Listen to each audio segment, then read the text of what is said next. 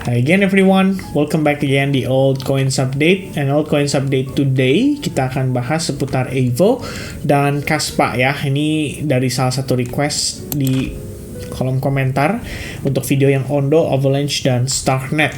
So, let's go to the update ya teman-teman sekalian. Jadi tanpa perpanjang lebar, nanti saya baru update lebih detail lagi mungkin di seputaran update Bitcoin. So teman-teman, before kita ngomongin soal altcoins, kayaknya ada yang kurang abdol ya kalau kita nggak ngebahas seputar total 3. Jadi kalau di sini kita ngelihat total 3, progress per sekarang sih itu sebenarnya masih dalam struktur yang korektif ya. Namun kita belum mengatakan ini valid mengalami major correction atau pullback, sebab kalau kita lihat di previous low point ini tuh belum berhasil diambil. So technically price itu secara struktur masih respect dengan previous low, which means all of this sebenarnya masih bisa dikonsider sebagai internal structure ya. Jadi jatuhnya kalau kita gunakan time frame seperti ya mungkin 1 jam ya, ini adalah low point krusialnya dan ini adalah high point yang importantnya gitu. Ya di dalamnya sih kalau untuk time frame 1 jam sendiri kita bisa lihat sudah ada create lower low ya. Jadi ini ibaratnya tuh kalau kita berkata lagi ya. Jadi ada external structure, which is kayak gini, dan di dalamnya tuh ada internal structure ya. Internal structure-nya ini kecil-kecil nih teman-teman, kayak begini ya. Sebenarnya per hari ini tuh kita sempat dapetin booster ya di total 3. Jadi saya berasumsi atau mempertimbangkan lah ada potensi bahwa mungkin sebagian altcoins harusnya bisa dapat momentum cukup baik ya. Jadi kita ngelihat di sini dia mengalami market structure shift, dan dari segi pergerakan dia juga berhasil breakout dari trendline ini ya. Ada beberapa kabar baik ya saya rasa dari altcoins, salah satunya itu adalah Ethena. Jadi kalau teman-teman yang mungkin memperhatikan Ethena hari ini, dia sempat dapat booster guys ya, pumpingnya lumayan signifikan sih, dari harga kisaran $0.4 itu sampai highest tadi $0.5 ya. Sekarang lagi ketahan di area resistance-nya, dan salah satu alasannya adalah karena Ethena ini sekarang dia juga diinvest ya oleh programnya BlackRock yang Beetle itu, kalau saya nggak salah baca tadi ya. Tapi Indian ya ada suntikan dana lah masuk ke jaringan Ethena, atau lebih tepatnya ke Ethena, dan memang Ethena ini adalah stable coin ya kalau nggak salah teman-teman. Jadi kalau kita cek di let's check it out ya teman-teman, just to make sure supaya nggak salah. Jadi Ethena itu di jaringan Ethereum, dan utamanya di sini Ethena itu ini mana ya, buset dah ya, ditarik-tarik atas bawah hilang dia. Ethena adalah synthetic dollar protocol built on Ethereum that will provide a crypto native solution for money that is not reliant on traditional banking system infrastructure, alongside a globally accessible dollar denominated saving instrument, the internet bond. Ya, internet bond itu berarti ya balik lagi ya teman-teman ya, ada hubungannya dengan surat utang. Is it ya? Harusnya sih kayak gitu teman-teman sekalian. Kita mungkin cek ya kayak websitenya. Ya, enabling internet money ya, more or less ya, synthetic dollar and internet native yield. Ya, stablecoin juga, dan dengan kabar terbaru harusnya cenderung cukup positif ya untuk si Ethena. Dan ini ya, kenapa kita jadi ngomongin Ethena ya? Tapi nggak apa-apa, bahas tipis-tipis ya teman-teman sekalian. Ya pada intinya, sebagian sentimen positif di kripto untuk altcoins-nya itu ngasih impact juga harusnya terhadap si kripto total 3 ini, atau market cap ya, untuk altcoins di luar dari Bitcoin dan Ethereum, untuk cenderung tadi sempat nge-spike dan create bullish momentum. Jadi kalau kita lihat internalnya, ini posisi begini teman-teman ya, dia creating lower high and then lower low. Nah terus kan pelan-pelan nih naiknya poco-poco, tapi kemudian kita ngelihat dia berhasil create higher high. Nah ini adalah satu buah kondisi yang cukup positif dalam tanda kutip. Kalau seumpama pullbacknya bagus ya, jadi dia testing mungkin ya di internalnya ini kan ada seperti ya, kita bisa considering seperti order block gitu ya teman-teman sekalian, momen dimana dia mendapatkan money flow cukup cepat, cukup masif, terus ngangkat dia punya market cap naik lebih tinggi gitu. Jadi di kisaran range area itu kita bisa consider sebagai demand atau order block. Nah selama dia kalau turunnya nggak agresif, maka sebenarnya nggak masalah, ada potensi kondisinya bisa seperti ini, dan ini harusnya bagus ya. Nah jadi ya total 3 sementara gambarannya kayak gitu sih ya. Kalau misalnya kita ngelihat dari perspektif time frame besar sih ya, pada intinya ini masih satu struktur guys. Jadi dia naik, dan sekarang lagi koreksi, ini pullback dikit nih, ada potensi dia koreksi lagi. Pokoknya simpelnya gini ya, selama dia nggak ngambil 612 miliar dolar, berarti altcoins masih punya kesempatan untuk rebound lagi. Nah, itu teman-teman tinggal pinter-pinter nyari aset atau kripto yang sekiranya dari segi struktur masih bullish, dari segi tren masih bullish. Nah, itu bisa dimanfaatkan ya, kira-kira seperti itu. Nah, berikutnya Bitcoin Dominance ya, sedikit kita review. Saya rasa Bitcoin Dominance saya akan review dari perspektif time frame ya yang lebih kecil ya. Intinya kalau misalnya Bitcoin Dominance sendiri sebenarnya menurut saya agak tricky sih guys ya. Posisinya nggak naik banget, nggak turun banget. Dibilang tadi sempat create higher high iya, tapi dibilang dia turun dan menciptakan lower low yang baru juga iya teman-teman sekalian. Jadi ini posisinya ambigu. Saya pikir market juga sama-sama lagi adaptasi ya, melihat kondisi ETF yang sekarang nggak cuman Bitcoin, melainkan sudah ada Ethereum juga yang aktif diperdagangkan, sehingga market harusnya akan cenderung coba untuk beradaptasi. Ini kita bukan berbicara duit kecilnya doang, tapi big fund-nya, whales-nya juga akan lakukan hal yang serupa. Dan itu artinya dinamika permainan atau dinamika pergerakan pasar itu akan cenderung berubah lagi. Dan ini ya tentu saja menyulitkan buat kita para retail juga ya, kira-kira seperti itu. Kalau mau trading jangka pendek by the way, tapi kalau in the long run sih harusnya fine-fine aja, alright? Ya, Bitcoin Dominance gitu ya, nggak kemana-mana guys. USDT Dominance so far secara struktur dia masih bearish, which means kalau misalkan dia nggak ngambil high point ini ya kita nggak ada masalah ya. Dalam tanda kutip market masih bisa meneruskan tren yang kecenderungannya bullish ya, terutama yang cenderungnya bullish. Namun di sini perlu diperhatikan proses penurunan sudah cenderung melemah juga ya, terbentuk seperti semacam channel di sini, which means ada resiko untuk nantinya USDT Dominance kalau misalkan dia berhasil breakout, ini artinya alts ataupun Bitcoin terutama masih akan lanjutin koreksi yang sedang berlangsung, kira-kira seperti itu. Oke, so ya, sampai pecah suara saya. Masuk ke main highlight ya teman-teman, kita akan review seputar Evo dan juga seputar Kaspa. So what is interesting about Evo guys? Jadi kalau sebenarnya ngeliat Evo beberapa waktu lalu ya, ini kayaknya udah lama saya terakhir kali update seputar Evo ya, kita cek teman-teman. Sebentar by the way, ini saya kasih like dulu ya, Yeremia Agusta Kristianto 870. Oke, ya kita cek Evo ya teman-teman sekalian. Right, ya, I think the last time kita nge-review seputar Evo itu adalah pada tanggal 10 Juli ya. Pada saat itu Evo posisinya masih dengan tekanan jual. Jadi 10 Juli itu masih awal-awal banget ya teman-teman, lagi ongoing pullback. Namun saya sudah highlight satu trend line di sini, di mana trend line ini harusnya sifatnya sangatlah penting ya bagi Evo, dan technically Evo telah berhasil mengambil trend line itu menjadi potensi supportnya. Itu pertama.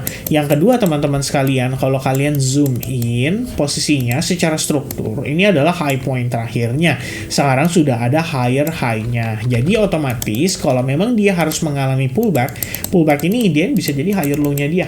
Ya, memang sebenarnya idealnya kita coba pantau dan kita coba lihat ya pada saat proses pullback ini sedang berlangsung. Jadi kalau misalkan teman-teman di sini punya planning ya, pengen mungkin nama barang atau mungkin pengen trading di futures ya, atau mungkin pengen trading di spot juga nggak ada masalah. Saya pikir di mana aja tuh tergantung preferensi masing-masing. Yang penting adalah kamu mengerti bahwa di sini dia telah mengalami structure shift, sempat menciptakan high point yang baru, yang artinya saat ini posisinya itu berada di range area krusial. Kalau misalkan Evo pada perspektif time frame 4 jam atau 1 jam aja dia berhasil break terhadap low point ini artinya overall satu swing ini sudah tuntas dan Evo memiliki probabilitas cukup tinggi untuk memasuki fase koreksi di mana nantinya teman-teman bisa menggunakan Fibonacci retracement ya sebagai salah satu acuannya, which means itu bisa jadi dia pullback sampai kisaran 0,62% retracement, atau kalian bisa marking beberapa key level yang memiliki liquidity seperti misalnya area ini atau area di sini gitu ya. Ya areanya sih kebetulan berdekatan teman-teman sekalian ya. Tapi pada intinya adalah yang penting di kalian pahami itu adalah di mana letak likuiditas berada, dan buat saya saat ini I think the highest probability ya untuk si Evo itu masih ada di kisaran area 0,4 47 ya jatuhnya di sini. Kenapa saya markingnya di sini teman-teman sekalian? Yang perlu diketahui adalah di level ini harusnya terdapat liquidity juga. Jadi tergantung nih ya pemain besarnya mau jahat atau enggak gitu. Kalau dia mau jahat, ini di sweep dulu nih liquidity-nya. Jadi harga di bawah turun, dibanting, sweep dulu, baru kemudian dapat konfirmasi untuk reversal. Sehingga teman-teman yang berencana untuk follow up bisa menunggu sampai adanya validasi di situ. Kalau misalkan belum ada gimana? Ya jatuhnya spekulasi aja. Namun tetap bisa dimanfaatkan. Mengingat beberapa struktur penting itu bisa menjadi kunci area untuk entry. Ya itu pertimbangan yang kalian bisa perhatikan pada si Evo per malam hari ini. By the way, per saya lagi create video ini, Bitcoin lagi turun lagi ya di 66.100. Ya sebenarnya ini bukan naik turun sih, tapi kita ngelihatnya dia flat konsolidasi. Ya, lumayan parah konsolidasinya. Sementara Ethereum make a move dan dia udah berhasil turun nih kayaknya dari trendline serta almost breaking the previous order block, which means ini harusnya menjadi pergerakan yang cukup bearish ya bagi Ethereum dan ekosistemnya teman-teman sekalian. Meanwhile, personally I think Solana masih mencoba untuk steal the show ya. It is still bullish di saat yang lain lagi bearish. Bahkan XRP juga demikian. Cardano ya sedikit bullish tapi XRP lebih bullish guys. Ya it is interesting ya. Market hari ini morat-marit ya, berantakan teman-teman sekalian. Bitcoin naik, Bitcoin turun ya. Ada yang ikut, ada yang enggak. Ethereum turun sendirian 2,4%, mungkin efek dari ETF ya, dimana si Grayscale kelihatan masih akan jualan lagi teman-teman, mengingat dia mau rotasi dan kliennya kelihatannya kecewa nih ya. Lihat aja fee-nya 2,5% ya, yang lain 0,19%, 0,2%. Ini 10 kali lipat guys, 2,5%. Ya gimana orang nggak mau pindah, bete juga ya. Kira-kira seperti itu. Oke, ya tadi sampai di mana Evo ya. Evo kesimpulannya begitu, teman-teman bisa ambil kesimpulan juga dari apa yang saya coba jelaskan tadi. Intinya kalau kalian lihat dia memang harus mengalami pullback yang nggak jadi masalah, itu jadi potensi higher low-nya. Kira-kira seperti itu. Dan itu bisa dimanfaatkan loh buat kalian cicil ya. Kalau misalnya kalian mau atau kalian sudah analisa. Right? And the last coin yang saya akan review di sini adalah Kaspa ya. Tapi Kaspa ini posisinya di kalau untuk di Binance ya cuma ada futures market ya, kita butuh data lebih banyak kan. Coba kita ambil di exchange ya, ini KuCoin oke lah teman-teman sekalian. Jadi kalau teman-teman lihat di sini, Kaspa itu salah satu pergerakan kripto yang bisa dibilang relatif bullish ya di antara yang lain. Dia bisa dibilang masih dalam keadaan struktur yang valid, bahkan untuk weekly loh perspektifnya. Jadi kalau kamu lihat weekly perspektif ini dia creating ascending triangle pattern.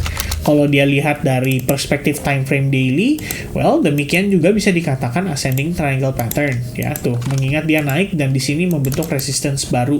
Jadi jatuhnya kayak gini guys tuh. Ya, ini tuh oke dalam tanda kutip. Ya, tinggal nunggu breakout-nya aja sih untuk mendapatkan validasi lebih baik gitu ya. Dan di posisi time frame daily ini juga sama ya, jadinya inside bar guys. Dia cuman konsolidasi doang. Dan ini udah berlangsung selama lebih kurang 8 hari. Wah, ini capek banget ya kalau misalkan follow up di Kaspa teman-teman sekalian.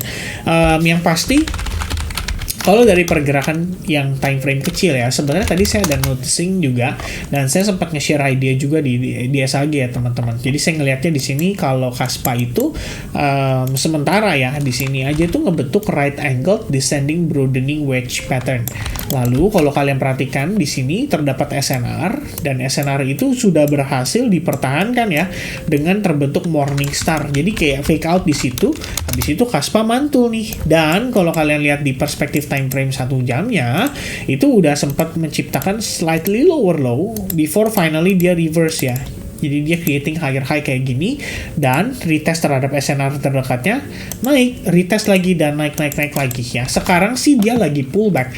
Jadi timbul pertanyaan ini dia bisa bertahan nggak nih di atas area OB ini. Ya sebenarnya kalau misalkan kita mengacu pada pergerakan si Bitcoin dengan Bitcoin dominance yang juga kondisinya lagi naik, tapi Bitcoinnya lagi turun, saya rasa Kaspa ini adalah salah satu yang patut diperhitungkan. Kenapa? Karena dia sendirian teman-teman menciptakan tren yang bullish di saat yang lain lagi bearish. Jadi saya pikir ini adalah satu kesempatan yang cukup menarik bisa dimanfaatkan mungkin untuk jangka pendek ataupun buat teman-teman holder ya, kalau kalian melihat posisi kayak gini ya, kalau saya sih pribadi belum ada reason yang jelas buat exit gitu ya. Yang saya tahu juga saya gunakan exponential moving average 821 ya, dan juga di bawah itu 100. Tapi recently saya mulai coba untuk ganti ya, balik ke old school teman-teman. Jadi kalau misalnya kalian yang udah ikut lama ya harusnya tahu ya, old school saya punya period itu adalah 21, 34, dan 55 ya. Ini adalah periode yang cukup menarik. Kalau teman-teman follow nih kayak midterm begini, lihat deh, bagus banget ya. Dia bisa nunjukin ke kalian kalau tren itu belum berakhir.